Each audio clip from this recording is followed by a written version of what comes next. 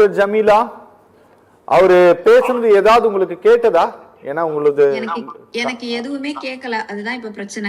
என்ன பேசினார்னே எனக்கு கேட்கல. ஓகே, அவர் நிறைய பட்டியல் போட்டு சொன்னாரு.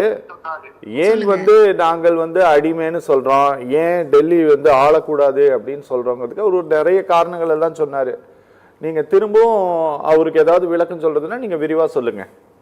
உங்களுக்கு நாங்க எப்பயுமே யாருக்கும் அடிமை கிடையாதுங்க, முதல்ல அது புரிஞ்சுக்க சொல்லுங்க. எங்களை அடிமைன்னு சொல்றாங்கன்னா காங்கிரஸ்க்கு இவங்க அடிமையா இருக்காங்களா? இவ்வளவு பிரச்சனைகள் கூட்டணி பத்திய பேச்சுகள்ல தொடர்ந்து அவர்கள் குற்றச்சாட்டு சொல்லிட்டே இருக்கிறாங்க. ஏங்க வேற வழியே இல்லாம காங்கிரஸ கையில புடிச்சுக்கிட்டு உட்காந்து இருக்கிறாங்க. யாருக்கு அடிமைன்றத இப்ப முதல்ல எனக்கு தெரியல. இவங்க அடிமைன்னு சொல்லி எங்களை பேசுறதுக்கு விமர்சனம் பண்றதுக்கு இவங்களுக்கு என்ன அருகதை இருக்குன்னு எனக்கு ஃபர்ஸ்ட் புரியல. சொல்லுங்க, ஏன் இவங்க காங்கிரஸோட இருக்கலையா? இல்ல இப்பவும் கூட்டணியை விட்டு நகர்ந்துட கூடாது அப்படின்னு இருக்காங்களே, யாருக்கு அடிமையா இருக்காங்க?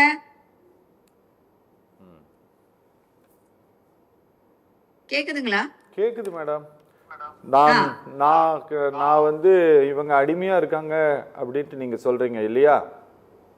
நிச்சயமா அவங்கதான் அடிமையா இருக்காங்க. எங்களை எந்த வகையில அடிமைன்னு நீங்க சொல்றீங்க? எந்த வகையில அடிமையா இருக்கிறோம்னு சொல்றாங்கன்ற எனக்கு புரியல. அவர் என்ன விமர்சனம் வச்சாருன்னு எனக்கு கேட்கல. ஃபர்ஸ்ட்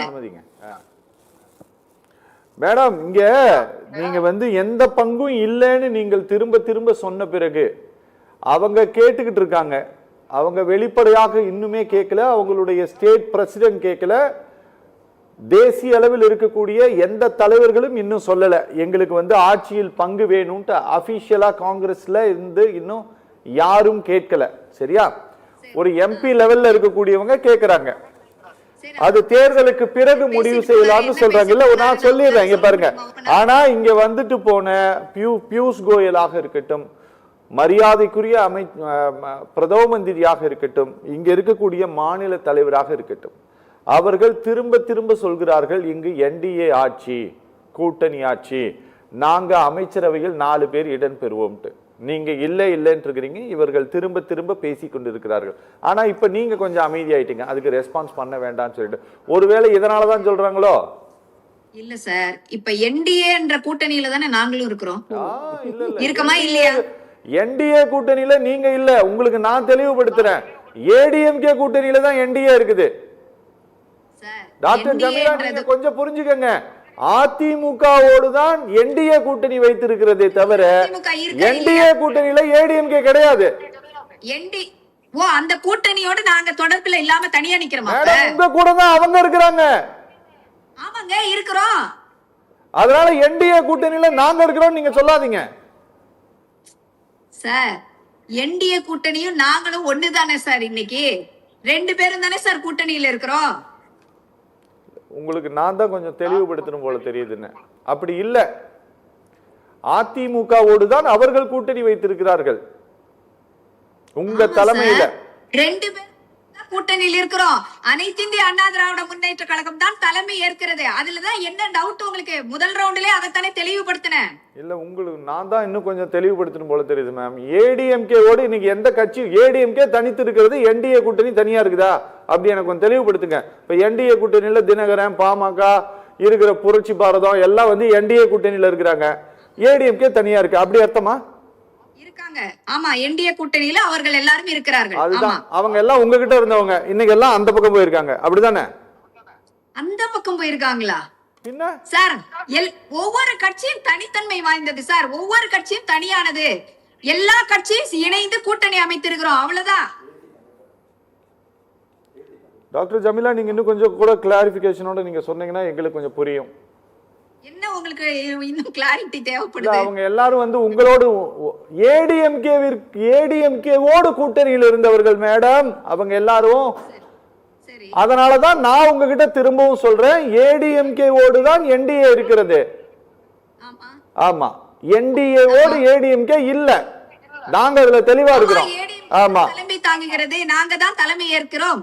ஆமா, அப்படி சொல்லுங்க, நான் கொஞ்சம் புரிஞ்சுக்கிறேன். சரி, சொல்லுங்க.